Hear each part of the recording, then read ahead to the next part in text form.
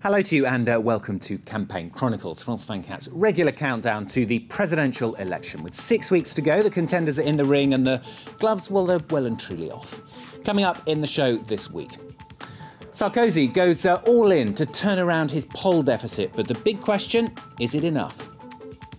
It's a French election, but it'll have Europe-wide ramifications. What do Germans really think about the vote? And Faces and Places meets a Labour lawyer whose business is good because the economy is bad.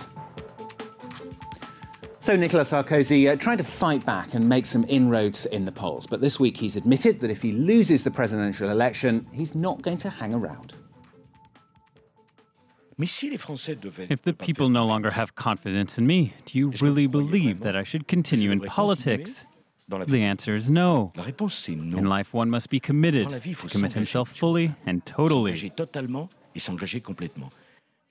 I tell the people that I will fight to earn their confidence in any way that I can, to protect you, to lead you, to build a strong France. But if that is not their choice, then I will bow out after having a wonderful career in politics. Nicolas Sarkozy there. Well, our French politics editor Mark Parriman with us here on set. Mark, I remember speaking to you a couple of weeks ago here on France 24. In fact, you said Sarkozy had to make inroads in the polls within 2 weeks. It is 2 weeks now. Sarkozy there is kind of admitting that defeat is a possibility almost, do you think? Well, that's a very strange declaration, especially for a politician in France. Usually politicians are, quote, professional politicians, meaning they never give up politics, and Nicolas Sarkozy is considered as one. So there are two interpretations. Either it's the panic button. He really feels the weight of the polls that are still down for him. He hoped that he would have caught up with his rival, socialist François Hollande, at this time, but this hasn't happened. He's still behind in the first round, and there's a tremendous gap between them in the second round, like 15 percentage points.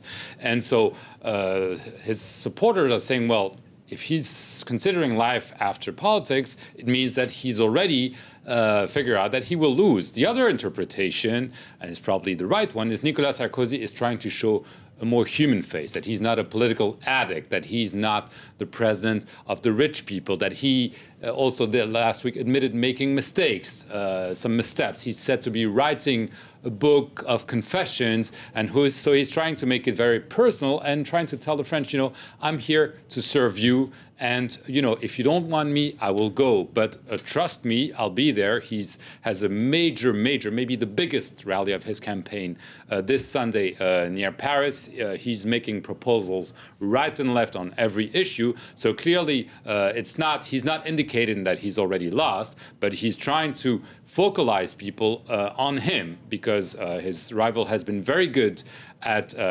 having the initiative. So Nicolas Sarkozy is really trying to make sure that he's a more human face, not this robotic politician that's been caricatured by many in the media, including Mark Parriman, thanks very much. That's Mark Parriman there, our French politics editor.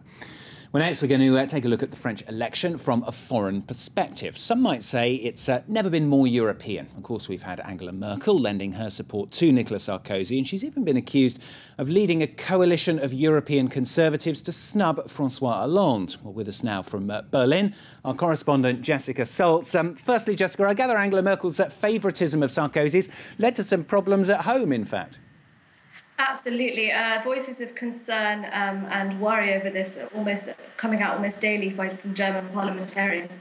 Most recently, Sigmar Gabriel, who's one of the leaders of the SPD, the left-wing party here, told Spiegel magazine that Angela Merkel is potentially endangering German interest by so demonstratively showing that she would be unwilling to work together with Hollande were he to come to power. And it's not only the German socialists who are riled by this. One of the leaders of the Green Party, Jürgen Trittin, also emphasised that the Franco-German relationship should be a friendship between the peoples of both countries and should be independent of who they vote in to rule the countries.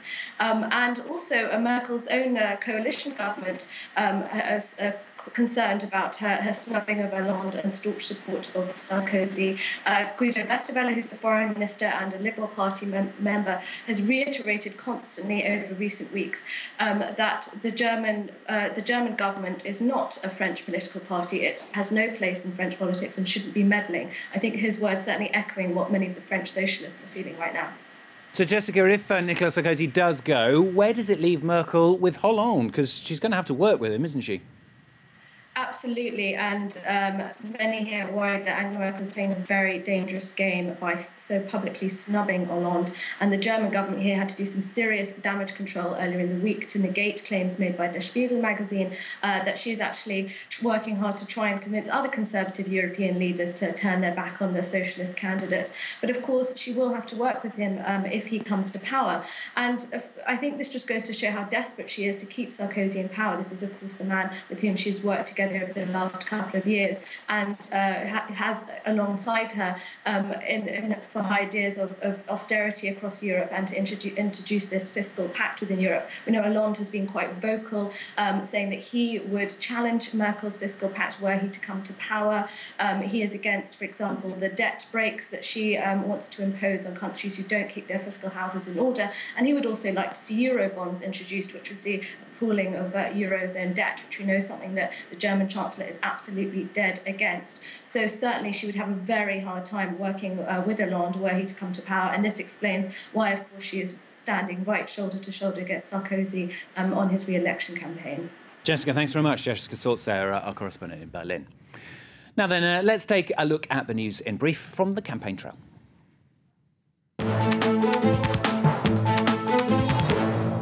This week's political controversy has François Fillon's name all over it. On Monday, the Prime Minister said this. I think religions should think about holding on to their traditions, but there are ancestral traditions that no longer correspond to much today, even if they were important for hygiene in the past. Fillon's interview inadvertently helped Marine Le Pen. She had said she was shocked by the quantity of halal and kosher foods in France, a stance that has religious leaders up in arms. The Prime Minister is now trying to put out a fire he helped create by meeting with Jewish and Muslim leaders.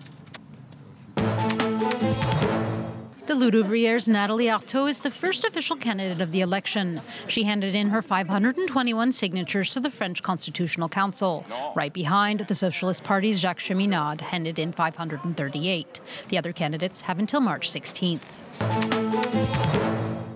Jean-Luc Mélenchon is still full of surprises. In this week's opinion polls, he passed the symbolic 10% of the vote. You could even say he's on the up and up. At his meetings, the crowds go wild. After François Hollande's 75% tax for the uber-rich, this week Nicolas Sarkozy came out with his own tax proposals, targeting France's richest companies, the CAC 40. He took the opportunity to say that he is neither the president nor the candidate of the wealthy. Sarkozy also said he wants immigration in France to be cut in half. Now, we've got a tweet of the week for you now. Great one, this. It's actually from François Hollande's partner, Valérie Trierweiler. It's after Paris Match, the news magazine that she actually works for, ran a story about her life with the socialist candidate. The article calling her his charming secret weapon. She says she was rather shocked to discover the front page of her own paper, and to make it even worse, she wasn't even warned. Do wonder what her colleagues made of that one. Now it's time for Faces and Places. France 24's rendezvous with French voters. Our subject today is Gilles in Nantes. He's a lawyer, and the plight of his clients, aggrieved workers, taking their employers to court, demonstrates one big change in modern society. It is that money talks.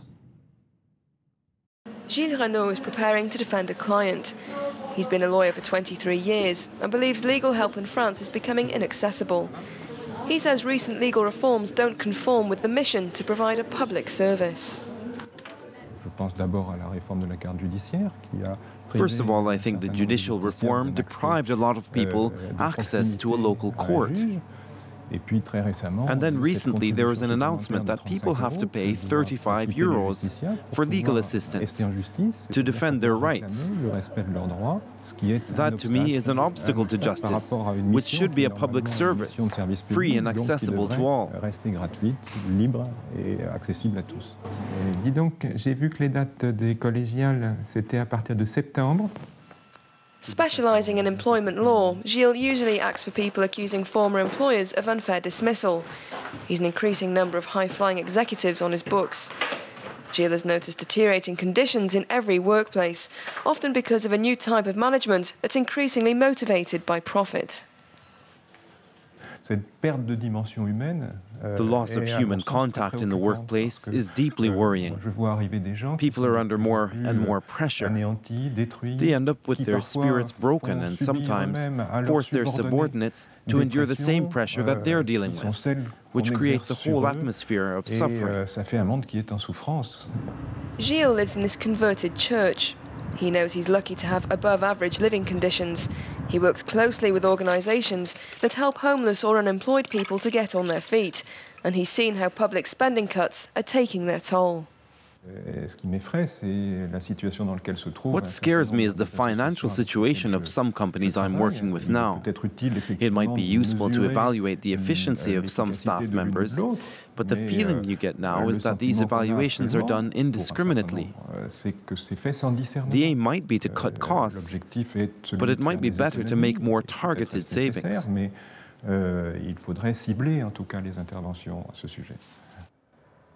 Gilles doesn't expect much will change after the presidential election, but he says he'll continue to help people get through some of the most difficult periods of their lives. Well, that's all we've got time for this week. Do, though, check out our Facebook account. The address just coming up for you on screen any second now, I hope. Do let us know what you think. See you soon for more Campaign Chronicles. That's it from us. See you soon.